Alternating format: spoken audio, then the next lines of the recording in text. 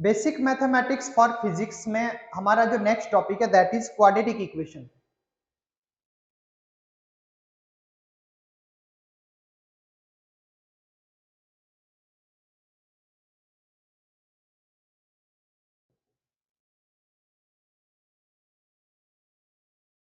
Quadratic equation हम कुछ basic चीजें पढ़ेंगे, हमें बहुत ज्यादा नहीं पढ़ना है क्योंकि फिजिक्स में हमें क्वाड्रेटिक इक्वेशन सिर्फ अपनी प्रॉब्लम्स को सॉल्व करने के लिए चाहिए, क्योंकि हमें मैथमेटिक्स नहीं पढ़नी है। यहाँ पे हमें फिजिक्स के लिए सिर्फ टूल्स उठाने हैं जिससे हम अपनी प्रॉब्लम्स को सॉल्व कर सकें। तो देखो क्वाड्रेटिक इक्वेशन में क्या होता है, मान लेते हैं कि हमारे पास कोई एक इक्वेशन लिखी है A X plus B equals to 0।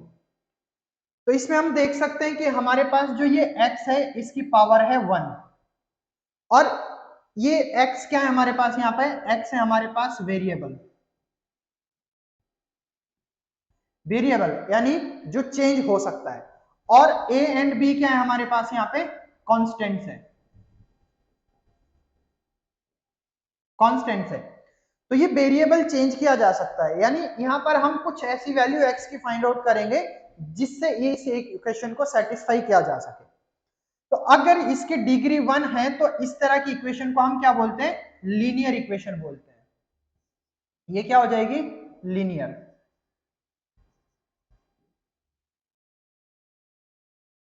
ठीक है। अब अगर हमारे पास ये जो डिग्री है जो मैंने अभी आपको बताया डिग्री है ये अगर ये डिग्री 2 हो जाए यानी A X square plus B X plus C is equal to 0 हो जाए, तो हमारे पास यहां पर देखो डिग्री कितनी हो गई 2। और जब वेरिएबल की हाईएस्ट डिग्री 2 होती है तो उसकी इक्वेशन को हम क्या बोलते हैं, उस इक्वेशन को हम बोलते हैं क्वाड्रेटिक इक्वेशन। Quadratic equation. अब देखो यहां पर अगर a 0 हो जाए तो ये क्वाड्रेटिक रहेगी क्या, नहीं रहेगी। तब ये इतनी टर्म रह जाएगी जो कि क्या है, हमारी लीनियर इक्वेशन है।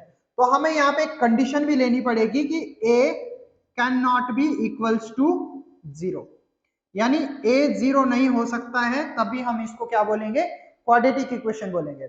अगर a किसी वजह से 0 हो गया तो हमारे पास ये इक्वेशन क्या बच जाएगी, लीनियर इक्वेशन बच जाएगी। यानी जो हमारे पास कॉफिशिएंट है हाईएस्ट डिग्री वाले का वो 0 नहीं होना चाहिए। अब देखिए यहां पर इसका यूज हम क्या करने वाले हैं। फिजिक्स में आप लोगों ने देखा होगा, आप लोगों ने इस तरह के क्वेश्चंस 9th क्लास में भी पढ़े होंगे कि अगर हम किसी ऑब्जेक्ट को वर्टिकली अपवर्ड थ्रो करते हैं तो ये ऑब्जेक्ट कुछ इस तरीके से ऊपर जाता है और फिर सेम पाथ फॉलो करके वापस आता है। और अगर हमें बोला गया है कि किसी हाइट h पर, यानी मैं ये हाइट h ले लेता हूं कोई, इस हाइट h पर ये किस समय में था, कितने सेकंड में ये था। तो अगर मैं इस पॉइंट को देखूंगा जब ये ऊपर की तरफ जा रहा होगा तो यहां पर मान लेते हैं कि t is equal to t1 पे ये इस पोजीशन पर था। और अगर मैं यहां पर मान लेता हूं कि ये t is equal to some t2 पे इस पोजीशन पर था, तो ये पोजीशन तो सेम है, यानी किसी एक पर्टिकुलर हाइट पे ऑब्जेक्ट का जो समय था वो अलग अलग था। ठीक है। अब यहाँ पे टाइम की दो वैल्यू हमको दिख रही है, एक t1 और एक t2। जब भी हमारे पास इस तरह के प्रॉब्लम्स आते हैं कि एक वेरिएबल, यहाँ पे टाइम क्या है, टाइम इज वेरिएबल, टाइम ही तो वेरिएबल है। ठीक है। और यहां पर हमारे पास टाइम की दो वैल्यू आ रही है, तो उस तरह की इक्वेशन को हम कैसे सॉल्व कर सकते हैं, with the help of quadratic equation हम इनको सॉल्व कर सकते हैं। तो अब देखिए क्वाड्रेटिक इक्वेशन में क्या करना है हमको, पहले थोड़ा सा इसका बेसिक समझते हैं। मान लेते हैं हमारे पास A X square plus B X plus C equals to 0, ये हमारे पास एक इक्वेशन है। तो इसमें देखिए हमारे पास जो ए है, ये कंडीशन क्या रहेगी, कंडीशन यही रहेगी इसके लिए कि a can not be equals to 0, a 0 नहीं हो सकता, तभी ये क्वाड्रेटिक बन जाएगी। तो अब ये देखो हमारे पास a b c तीनों क्या है, कांस्टेंट्स। ठीक है, कांस्टेंट्स a, b, c, ये तीनों कांस्टेंट है। अब देखो इनको क्या बोलेंगे हम, जो a है इसको हम बोलते हैं कोफिशिएंट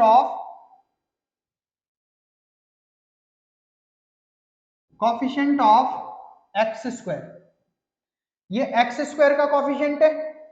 सिमिलरली b क्या है हमारे पास, b is coefficient of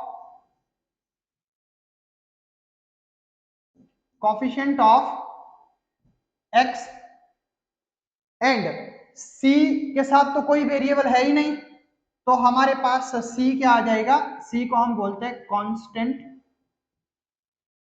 term. ठीक है, ये अपने आप में एक टर्म है। आप लोगों ने उसमें पॉलिनोमियल में पढ़ा होगा कि ये एक इंडिविजुअल टर्म है, ये भी एक टर्म है, और ये भी अपने आप में एक टर्म है। तो इस तरीके से हम इनको डिनोट करते हैं, यानी a is coefficient of X square, b is coefficient of x and c is a constant term. अब हमारा मेन मकसद क्या है, हमारे पास अगर कहीं पे भी क्वाड्रेटिक इक्वेशन आती है हमें उसको सॉल्व करके इस वेरिएबल की वैल्यू निकालनी है। यहाँ पे अननोन क्या है, अननोन इज वेरिएबल,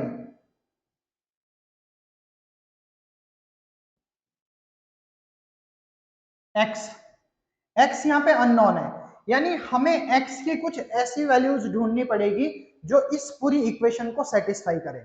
ठीक है, तो अब देखो उसको हम कैसे सॉल्व करेंगे। हमारे पास इसको सॉल्व करने के लिए एक दो मेथड मैं आपको बताऊंगा, वैसे मेथड तो बहुत सारे होते हैं, आप लोगों ने पढ़े भी होंगे। क्लास 10th में आपने क्वाड्रेटिक इक्वेशन का एक पूरा चैप्टर पढ़ा है, तो उसमें आप लोगों ने पढ़े भी होंगे, बट एक दो मेथड हम करेंगे। फर्स्ट जो मेथड हम करने जा रहे हैं that is middle term splitting method, middle term splitting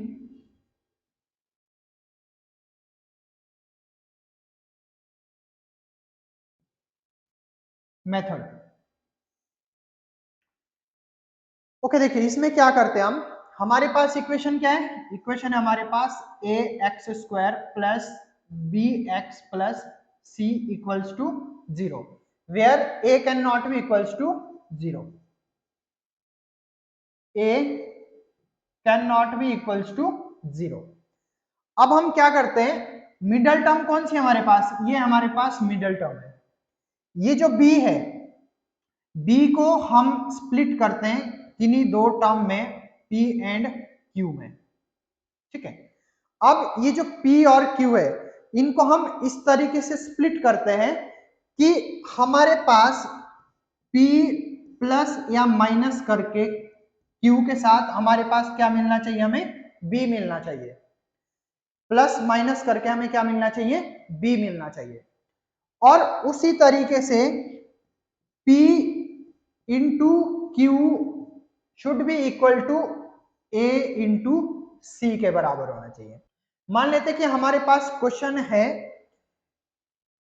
2x square minus 5x plus 3 equals to 0। अब इसमें हम क्या कर सकते हैं, ये देखिए हमारे पास पहले तो हमें इसको थोड़ा सा इससे हम कंपेयर कर लेते हैं, ए एक्स स्क्वायर से plus B X plus C is equal to 0 से। यहाँ हमारे पास ए क्या है, A is equal to 2, B क्या है हमारे पास, B is equal to -5 and C हमारे पास क्या है, सी इज इक्वल टू 3। अब मैं क्या चाहता हूं, मैं इसको डिवाइड करना चाहता हूं, स्प्लिट करना चाहता हूं कि मेरे पास सम या सब्ट्रैक्शन 5 के बराबर आए और मल्टीप्लीकेशन या डिवीजन 3 इंटू 2 के बराबर आए। तो मैं क्या कर लेता हूं, इसको डिवाइड कर लेता हूं -2 -3 में। अब देखो अगर मैं -2 इंटू -3 करता हूं तो मुझे क्या मिल जाएगा, मुझे मिल जाएगा 6। और उसी तरीके से अगर मैं इन दोनों को मल्टीप्लाई करता हूं 2 इंटू 3, इससे भी क्या मिल जाएगा, मुझे 6 मिल जाएगा। और उसी तरीके से अगर मैं -2 प्लस -3 करता हूं तो मुझे क्या कितना मिल रहा है, 5 मिल रहा है, सॉरी -5 मिल रहा है। तो अब ये कंडीशन सेटिस्फाई कर रहा है। अब हम क्या करेंगे, अब हम इसको इसी तरीके से सॉल्व करेंगे। 2x² minus 5x plus 3 equals to 0। अब मैं इसको क्या करूंगा, इसको लिखूंगा 2x² माइनस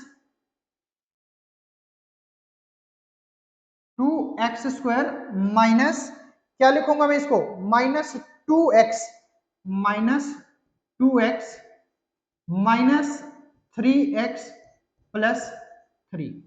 अब अगर आप देखेंगे इसका जो सम होता है वो किसके बराबर आने वाला है, माइनस 5x के बराबर आने वाला है। तो अब क्या करेंगे हम, इसमें से देखिए इस दोनों में से हम 2x को कॉमन ले सकते हैं, तो 2x हमने कॉमन ले लिया, यहां बच गया हमारे पास x और यहां बच गया हमारे पास 1। इसी तरीके से हम यहां से क्या कॉमन ले सकते हैं, यहां से हम माइनस 3 कॉमन ले लेते हैं, तो यहां बच गया हमारे पास x, यहां बच गया हमारे पास माइनस 1। अब देखिए यहां से x माइनस 1 दोनों टर्म में है, तो इसको भी हम कॉमन ले लेते हैं, हमारे पास बच गया अंदर 2x माइनस 3 बच गया। ठीक है, अब देखिए अब इसके बाद क्या करना है, ये हमारे पास इक्वल्स टू 0 होगा, ये इक्वल्स टू 0 होगा, इक्वल्स टू 0 इक्वल्स टू 0। अब देखिए अगर हमारे पास किन्हीं दो टर्म का प्रोडक्ट 0 होता है, यानी अगर हमारे पास a into B equals to 0 है, तो इसका क्या मतलब होता है, इसका मतलब होता है कि अगर a 0 हो तो भी इनका प्रोडक्ट 0 आएगा, अगर b 0 हो तो भी इनका प्रोडक्ट 0 आएगा, और अगर दोनों ही 0 हो तो भी प्रोडक्ट 0 ही आएगा। तो हम यह मान के चलते हैं कि ये दोनों ही 0 है, यानी ये भी 0 है और ये भी 0 है, तो हम क्या करेंगे, इनको अलग अलग करके x माइनस 1 इक्वल्स टू 0 कर देंगे, तो यहां से हमारे पास x की वैल्यू कितनी आ गई, 1। ठीक है, और उसी तरीके से हम 2x माइनस 3 को भी क्या पुट करेंगे, 0 पुट करेंगे, तो यहां से हमारे पास x इज इक्वल टू 3/2 आ जाएगा। अब ये दो इक्वेशन, इस इक्वेशन का हमारे पास सॉल्यूशन क्या आ गया, एक x की वैल्यू ये आई और दूसरी x की वैल्यू ये आई, यानी हमारे पास यहाँ पे दो ऐसी वैल्यूज है जो इस इक्वेशन को सेटिस्फाई करेगी। यानी अगर मैं यहाँ पे -1 पुट करता हूं तो हमारे पास इस पूरे का सम क्या आएगा, 0 आएगा। तो ये हमारे पास कौन सा था method, middle term splitting method था। अब हम इसमें, अब देखो इसमें क्या होता है कि ये हर बार, जो जरूरी नहीं है कि ये हर बार सेटिस्फाई करे, यानी हमें मिडिल टर्म ऐसी मिले जो स्प्लिट हो सके। कई बार ये मिडिल टर्म स्प्लिट नहीं होती है, तो उसके लिए हम यूज करते हैं दूसरा method, that is quadratic formula.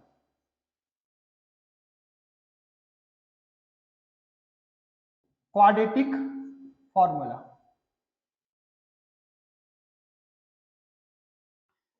ठीक है, तो क्वाड्रेटिक फॉर्मूला हमारे पास हर जगह के लिए वैलिड होगा, और आपको मैं ये यहाँ पे फॉर्मूला डिराइव करके बताऊंगा और आपको फॉर्मूला याद रखना है बस।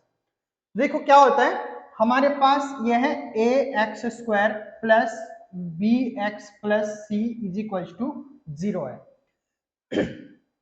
मैं क्या करना चाहता हूं, मैं x को a को कॉमन ले लेता हूं, तो ये हो जाएगा हमारे पास x² plus b by A X plus C by A. अगर मैं यहां से कॉमन ले लिया a को, मैं उस तरफ मल्टीप्लाई कर दूंगा, तो ये क्या हो जाएगा, 0 हो जाएगा। अब मैं क्या चाहता हूं, मैं इसको 2 से मल्टीप्लाई और 2 से डिवाइड कर देता हूं, कोई फर्क नहीं पड़ने वाला है।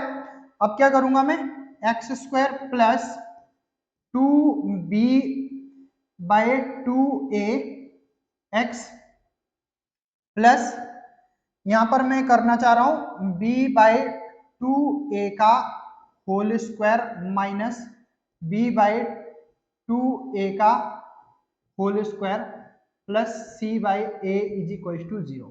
देखो मैंने सेम टर्म को ऐड भी किया और सेम टर्म को सब्ट्रैक्ट भी किया, तो इनका नेट सम कितना आ जाएगा, 0।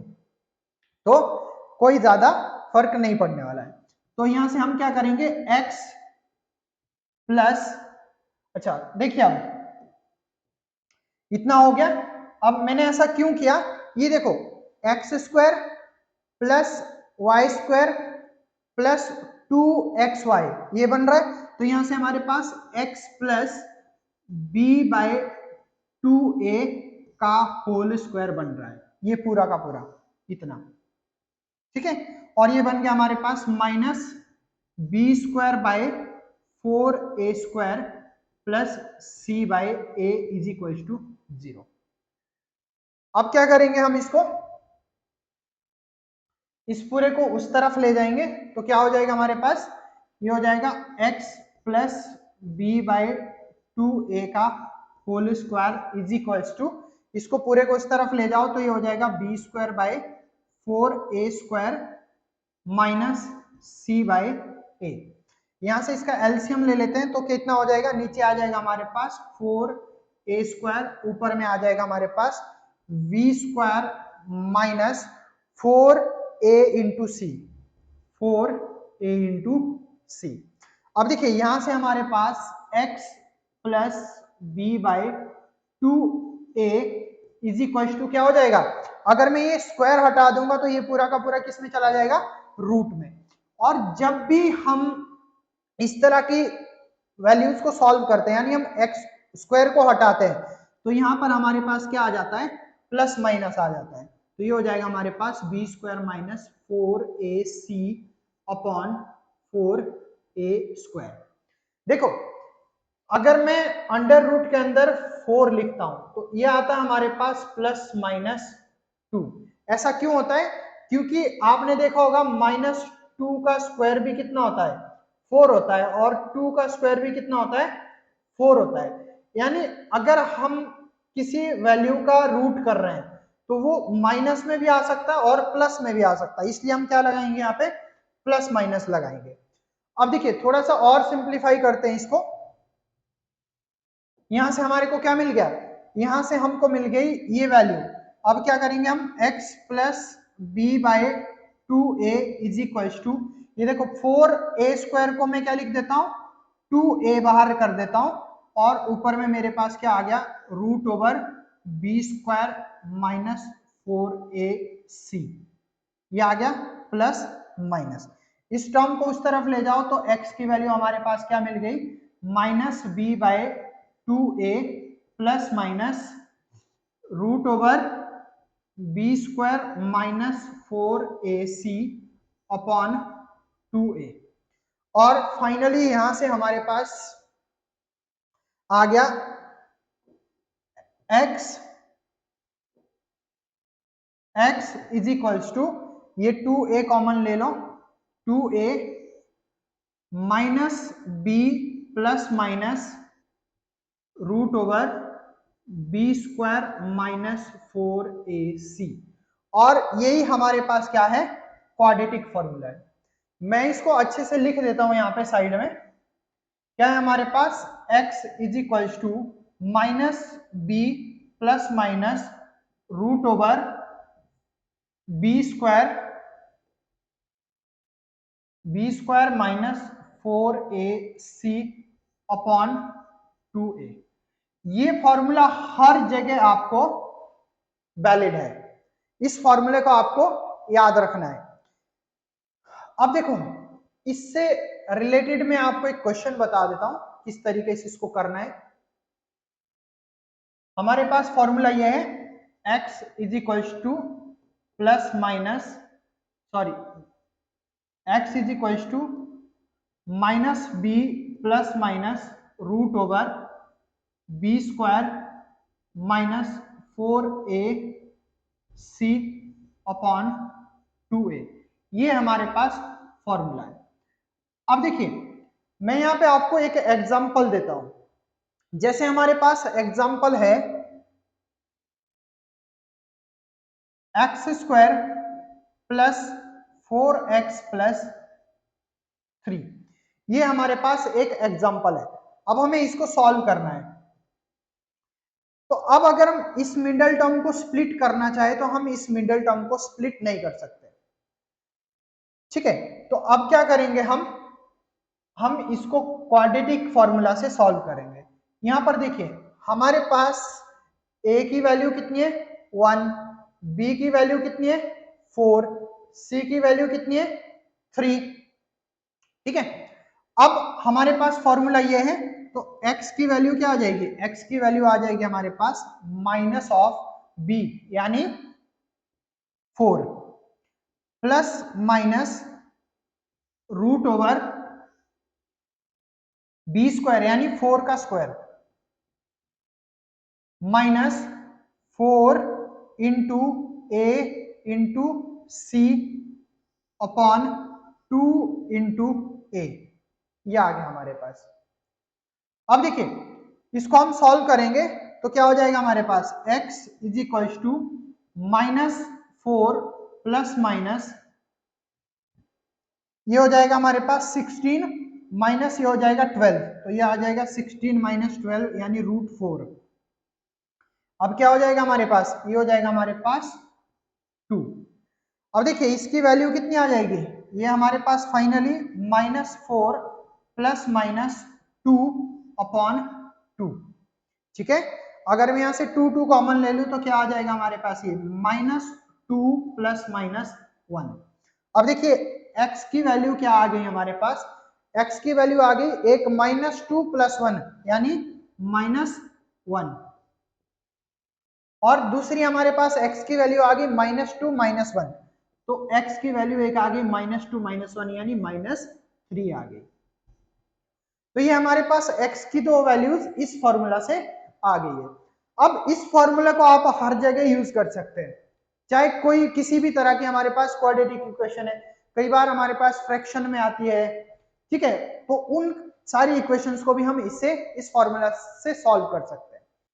अब देखिए ये फॉर्मूला और क्या बताता हमें, ये बताता हमें नेचर ऑफ रूट्स।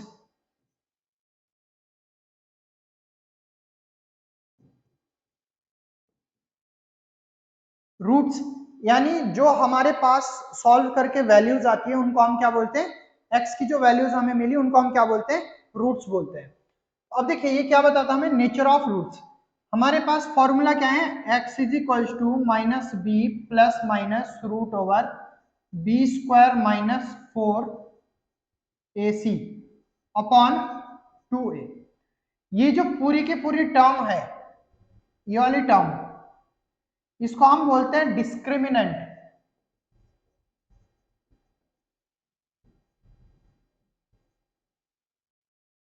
डिस्क्रिमिनेंट यानी डी।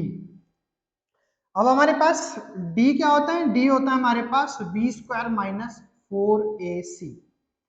अभी डी हमें क्या इंफॉर्मेशन बताता है कि हमारे पास जो रूट्स आए हैं यानी जो x की वैल्यूज आई है उसका नेचर क्या रहेगा।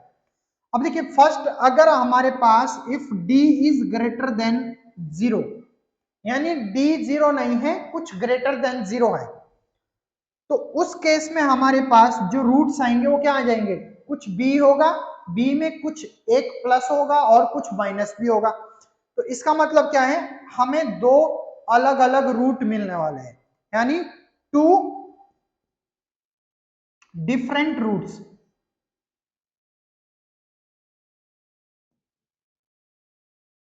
दो अलग अलग तरह के रूट्स हमको मिलने वाले हैं।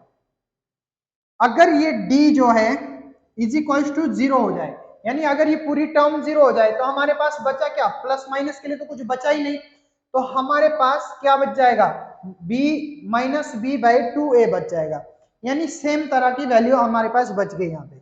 तो इस केस में भी हम क्या लेते हैं, रूट्स तो हम 2 ही लेंगे, क्यों, क्योंकि ये हमारे पास क्वाड्रेटिक इक्वेशन है और क्वाड्रेटिक इक्वेशन हमेशा हमें दो वैल्यूज देती है। तो हम क्या बोलेंगे इस केस में कि हमारे पास दो सेम रूट्स मिल गए, टू सेम रूट्स,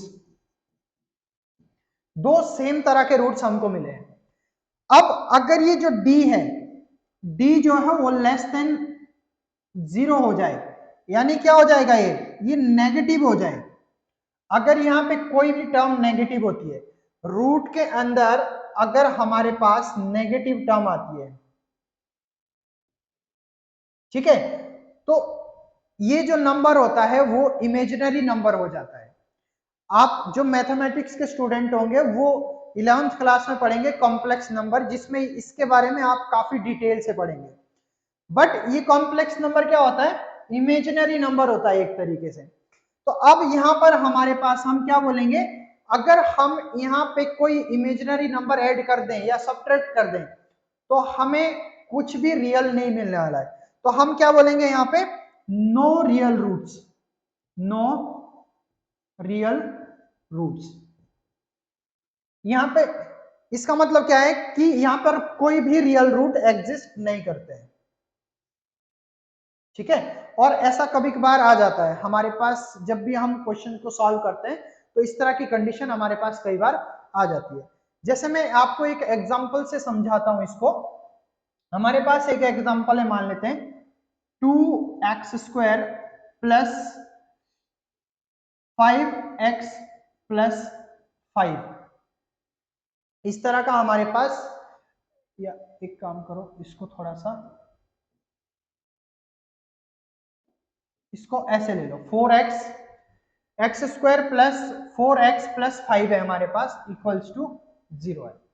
अब देखिए क्या करेंगे, अब हम सबसे पहले हमें देखना है इसमें कि इसके रियल रूट एग्जिस्ट करते हैं कि नहीं। तो हम क्या करेंगे, b² माइनस 4ac निकालेंगे। तो b क्या है हमारे पास 4, और c क्या है हमारे पास 5, और a क्या है हमारे पास 1। तो क्या हो जाएगा, यानी 4 का स्क्वायर माइनस 4 इंटू 1 इंटू 5। अब देखिए इस केस में क्या हो जाएगा, इस केस में हमारे पास 16 माइनस 4 5 जा 20, तो ये कितना आ गया, -4 आ गया। जब हमारे पास इस तरह की कंडीशन आएगी, अगर हम इस फॉर्मूले को लिखेंगे तो ये हो जाएगा हमारे पास -b plus minus root over -4 upon 2 into 1। अब इस केस में क्या होगा, ये नंबर क्या है, ये एक इमेजिनरी नंबर है। अब इसके रियल रूट एग्जिस्ट नहीं करते हैं, तो इसलिए हमें कभी कभी इसकी भी जरूरत पड़ जाती है, वैसे फिजिक्स में कम जरूरत पड़ती है इसकी। एक चीज और क्या देखेंगे हम इसमें, एक चीज हम देखेंगे कि relation between roots and coefficients, relation between roots and coefficients.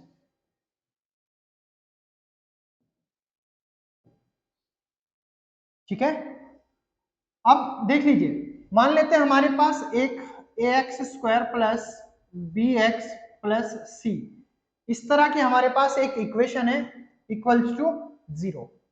अब इसको सॉल्व करने के बाद हमारे पास रूट्स आए, दो roots alpha and beta.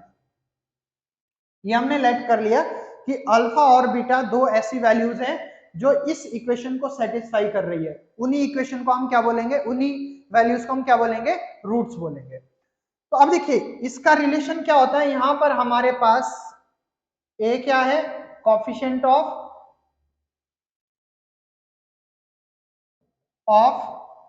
x², B क्या है हमारे पास, कोएफिशिएंट ऑफ x, और सी क्या है हमारे पास, कांस्टेंटम। ठीक है, ये मैं आपको पहले भी बता चुका हूं। तो अब देखिए इनका, ये दो जो रूट्स आए और इन कोएफिशिएंट्स का क्या रिलेशन होता है वो हम अभी देखेंगे यहाँ पे। तो इसमें हमारे पास क्या होता है, जो सम ऑफ रूट्स होता है यानी अल्फा प्लस बीटा, वो किसके बराबर होते हैं, that is equals to -b/a। यानी आप कह सकते हैं sum of roots, sum of roots is equals to minus coefficient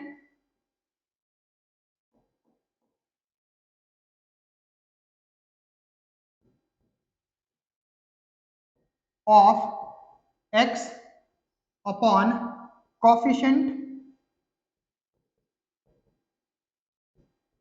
of x²।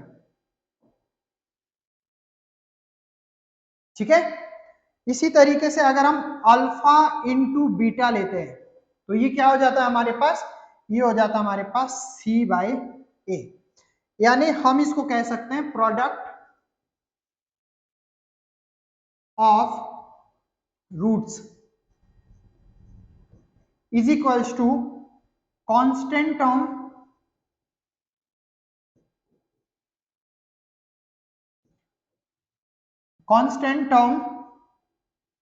Upon coefficient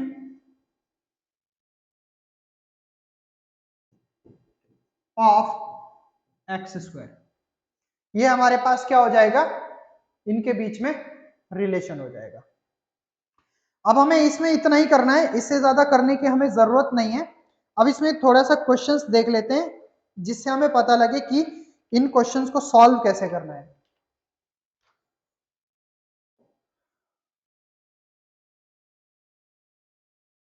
देखिए फर्स्ट क्वेश्चन हम ले लेते हैं,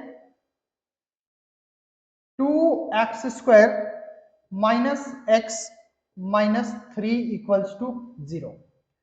अब ये हमारे पास क्वेश्चन है, हमें इसको सॉल्व करना है क्योंकि कौन सा क्वेश्चन है, क्वाड्रेटिक इक्वेशन का क्वेश्चन है।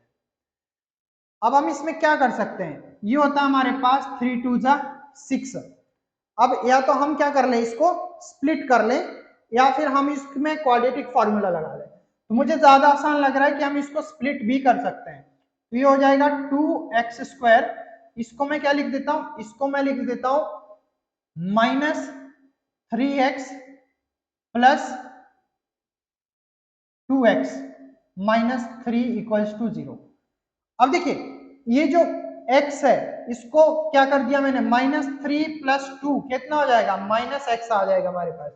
और 3 इंटू 2 कितना हो जाएगा, माइनस 3 इंटू 2 कितना हो जाएगा, माइनस 6। तो और यहाँ से भी कितना आएगा, माइनस 6 ही आएगा। तो अब क्या करेंगे हम, यहाँ से कॉमन आ सकता है हमारे पास x, तो x को कॉमन ले लेंगे, अंदर बच गया हमारे पास 2 माइनस 3 2x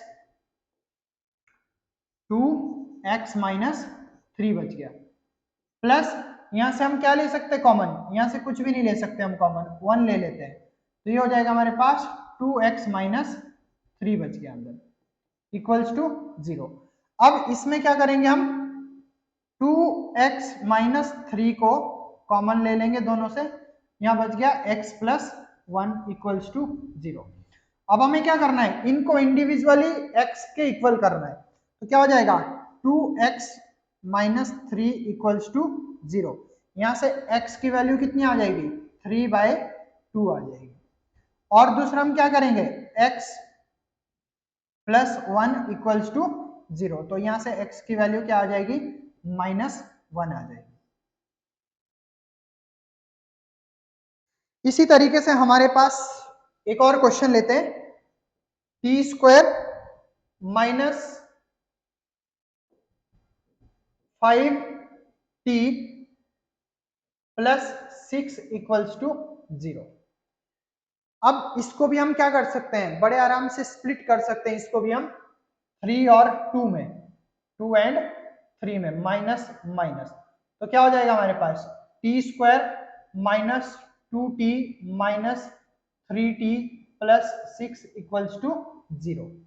तो यहां से क्या हो जाएगा, t कॉमन आ जाएगा, तो अंदर बच गया हमारे पास t माइनस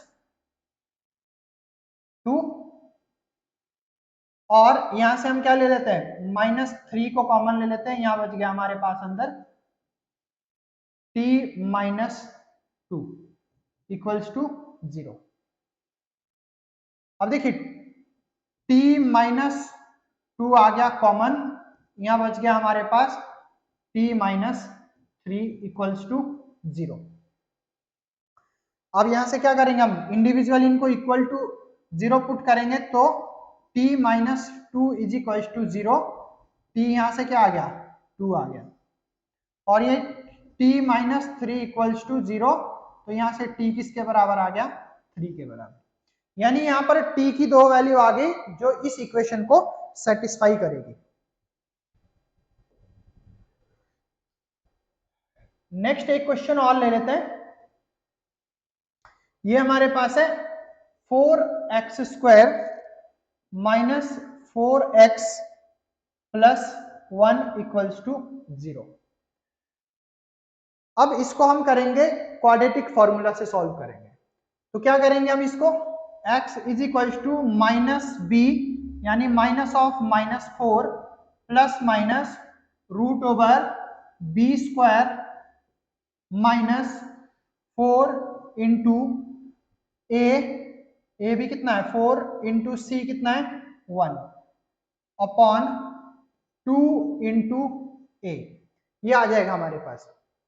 तो अब क्या करेंगे हम इसको, ये हो जाएगा हमारे पास 4 प्लस माइनस रूट ओवर 4 4 जा 16, 4 4 जा 16, तो कितना आ गया हमारे पास 16 माइनस 16,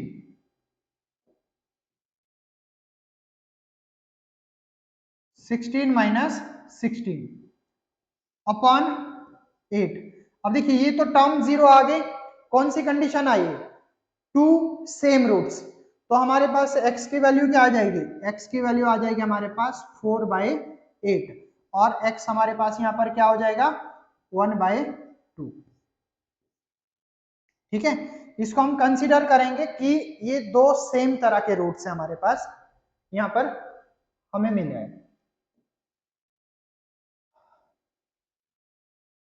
अच्छा, एक क्वेश्चन थोड़ा सा फिजिक्स से रिलेटेड भी कर लेते हैं। जैसे हमारे पास क्वेश्चन दिया हुआ है, क्वेश्चन में बोला गया है कि path of projectile is given as y is equals to x tan theta minus G X square upon 2u square cos square theta. ये आपको प्रोजेक्टाइल के पाथ की इक्वेशन दी हुई है और आपको बोला गया है कि फाइंड, आपको बोला गया है find x at y is equal to 1 metre. Find x at y is equal to 1 metre if projectile is projected at angle 45 degree with initial velocity u is equals to 10 metre पर second. और आपको बोला गया है कि g की value आपको कितनी लेनी है 10 मीटर पर सेकेंड स्क्वायर लेनी है। तो ये आपके पास कंडीशन दी हुई है, तो कंडीशन को एक बार मैं फिर से समझा देता हूं। ये हमको प्रोजेक्टाइल के पाथ की इक्वेशन दी हुई है, हम इसको निकालेंगे जब हम फिजिक्स पढ़ेंगे, बट अभी मैं आपको सिर्फ क्वाड्रेटिक इक्वेशन की एप्लीकेशन बता रहा हूं। हमें बोला गया है कि ये इक्वेशन दी हुई है प्रोजेक्टाइल के पाथ की और हमें x की वैल्यू निकालनी है जब क्या होगा y जो है वो 1 मीटर होगा। ठीक है, तो प्रोजेक्टाइल कुछ इस तरीके से होता है, प्रोजेक्टाइल कुछ ऐसे जाता है। इसका मतलब क्या है कि अगर y 1 मीटर है तो उस समय हमारे पास x या तो ये होगा या ये होगा, यानी x1 और x2 हमारे पास एटलीस्ट दो वैल्यूज यहाँ पे मिलने वाली है। और यहाँ से हमें पता भी लग रहा है क्योंकि ये x में क्या है क्वाड्रेटिक है, तो इसमें पुट करेंगे फटाफट से वैल्यूज। तो कैसे करेंगे हम इस क्वेश्चन को, देखो ये हमारे पास y is equal to x tan theta minus G X square upon 2u square cos square theta है। अब हम यहाँ पे वैल्यूज पुट करेंगे, y की वैल्यू है 1, x तो वेरिएबल है 10 क्योंकि हमें थीटा कितना दिया हुआ है 45 माइनस g की वैल्यू कितनी लेनी है 10 एक्स स्क्वायर अपॉन 2u यानी 10 का स्क्वायर कॉस 45 कॉस स्क्वायर 45। अब देखिए इसको क्या करना है,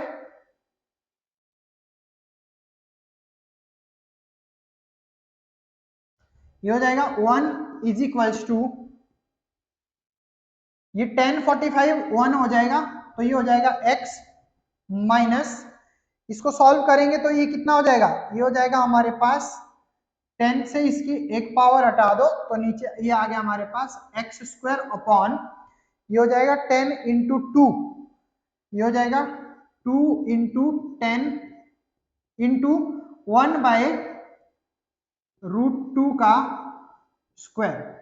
ठीक है, तो अब हमारे पास कितना आ गया, ये आ गया हमारे पास 1 is equal to X minus X square upon 2 into 10 into 1/2। तो ये कट गया दोनों। अब यहां से हमारे पास 10 को मैं एलसीएम ले लेता हूं, तो ये हो जाएगा हमारे पास 10 is equal to 10x minus X square. अब क्या बन गई है, क्वाड्रेटिक इक्वेशन बन गई है। अब इसको मैं थोड़ा सा सिंप्लीफाई कर देता हूं, तो ये हो जाएगा X square minus 10x plus 10 equals to 0। अब हमारे पास सिंपली क्वाड्रेटिक इक्वेशन बन गई। अब इसको हम क्या करेंगे, क्वाड्रेटिक इक्वेशन की तरह सॉल्व करेंगे। तो हमारे पास इक्वेशन क्या है, इक्वेशन हमारे पास X square minus 10x plus 10 equals to 0। अब इसमें क्वाड्रेटिक फॉर्मूला लगा दो कि तो क्या हो जाएगा हमारे पास, x की वैल्यू आ जाएगी हमारे पास माइनस ऑफ -10 माइनस ऑफ -10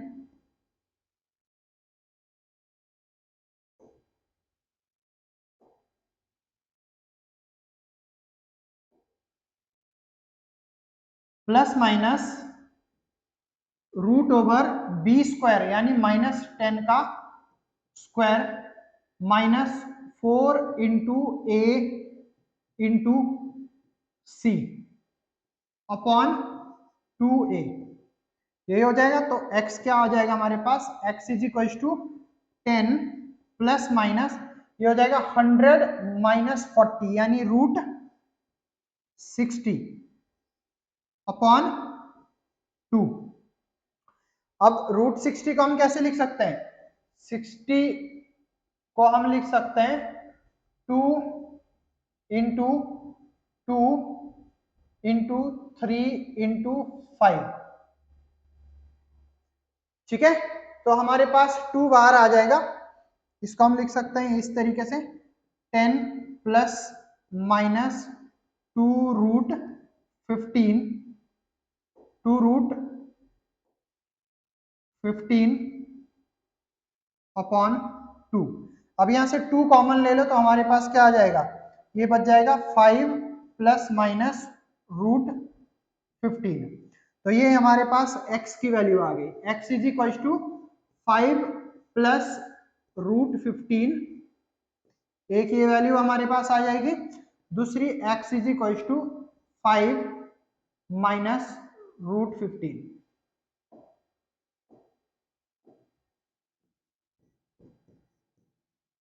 ये हमारे पास x की दूसरी वैल्यू आ जाएगी। तो इस तरीके से हम सॉल्व कर सकते हैं, यानी इस प्रोजेक्टाइल मोशन के लिए हमारे पास y is equal to 1 metre पे x की दो वैल्यू आई, एक ये और एक ये।